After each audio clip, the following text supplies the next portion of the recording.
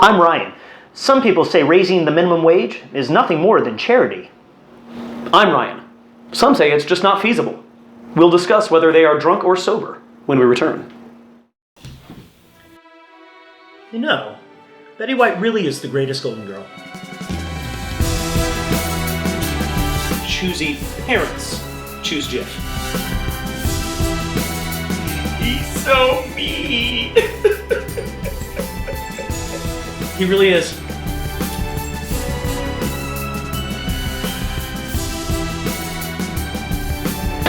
Hey Ryan, are we out of partisan again?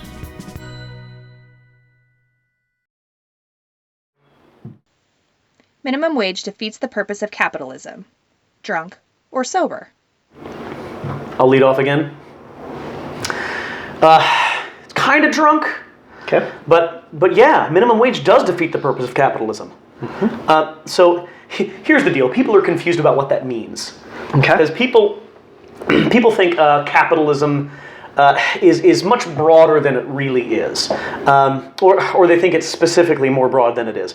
So for instance, if you look at capitalism, capitalism consumes and is a race to the top. If you look at early factories, you look at the Gilded Age, for instance. Look that up on the internet if you're not familiar. It's basically eras of unchecked capitalism where people, also called the robber barons of the day, would just treat people like shit. Okay. And they would take all the money and they would pay them horrible, horrible wages. So they'd have to work 80 hours a week, and they would have to have multiple people in the families working so they could live and survive while they raked in all of these profits. And don't kid yourself, that is capitalism. Capitalism is a consuming force where the biggest player and only the biggest player wins. If you think that you're strong enough to survive in capitalism, you literally believe you are the best person at what you do in the country. That's it. So yes, minimum wage does defeat that purpose, but that's actually a good thing. Okay. It's actually a good thing. So the thing that people misunderstand most, I believe, they are conflating two issues. Okay, conflating. That happens a lot in our discussions. They are conflating capitalism with markets. Okay. So, capitalism is an economic system in which there are markets, meaning I can sell you a good for a profit. That's all a market is. It's not the method by which things are produced. It's not the rules surrounding any of it. For instance, there are things called cooperative corporations. They are essentially, it's a business essentially, but it's run through a democratic process. So I think it's really interesting that, for instance, the president of a company is called the president. Okay. He doesn't get elected. He's not going to get kicked out unless there's boards and things like that. More realistically, he should be called a king. He's the king of the company. He makes all the decisions, or she. We're equal opportunity here. But the thing is none of that has anything to do with markets, right, is what people are thinking. And because people are like, no, capitalism drives innovation, it drives these things. No, markets drive that. And so that, I think, is what people really misunderstand. I have to unlock this.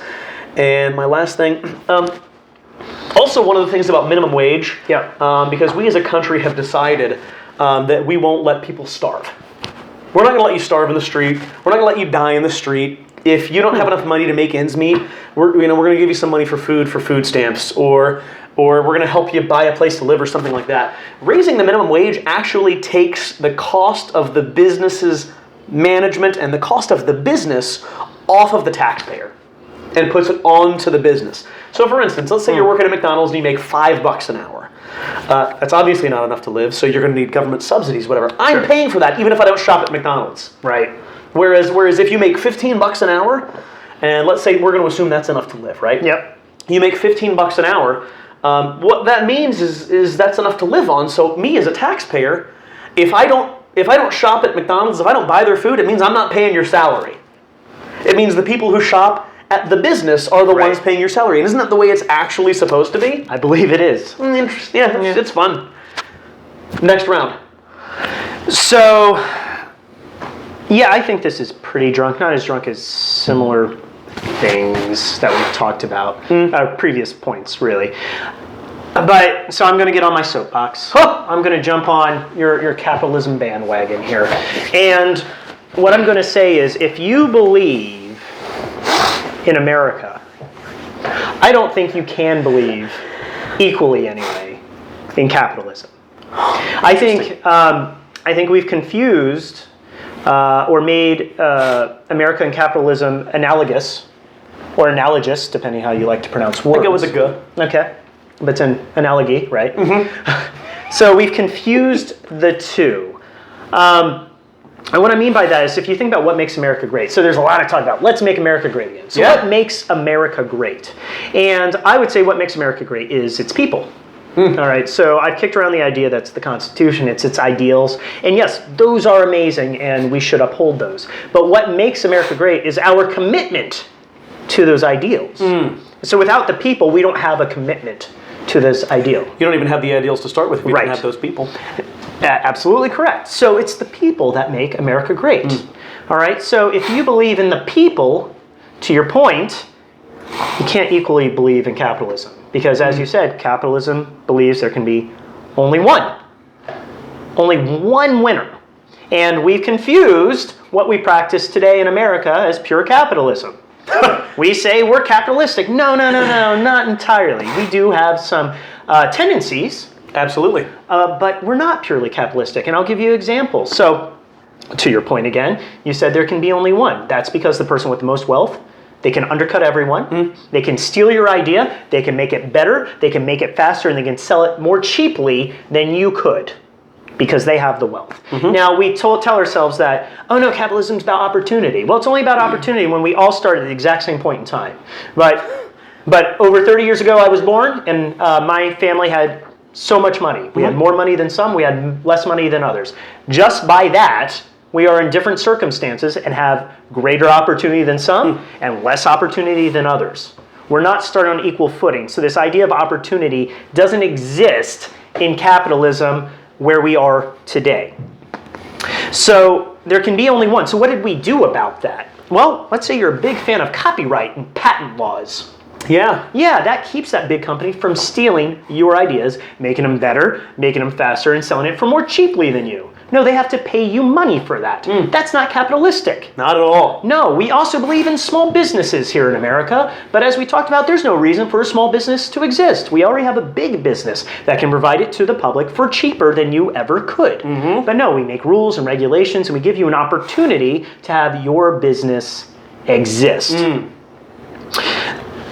So, another thing we talk about is this idea of made in America.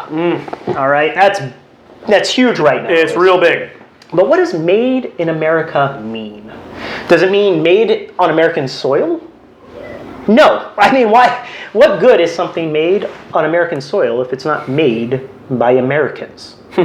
Right. No, made in America means made by Americans. And by the way, the idea of made in America is also not capitalistic because we're asking the government to do things that either make it harder or more difficult to move businesses outside of America, or it's benefiting businesses that are inside of America. But we're asking for government intervention. We recognize, even if we don't necessarily know it, that moving jobs and companies performing capitalistic rituals, we'll say, aren't beneficial to the people of the United States. Absolutely, correct. So we're trying to benefit the American people. So we want made in America. We want to benefit the American worker, but how can you say that when you want to give them a wage that is less than a living wage?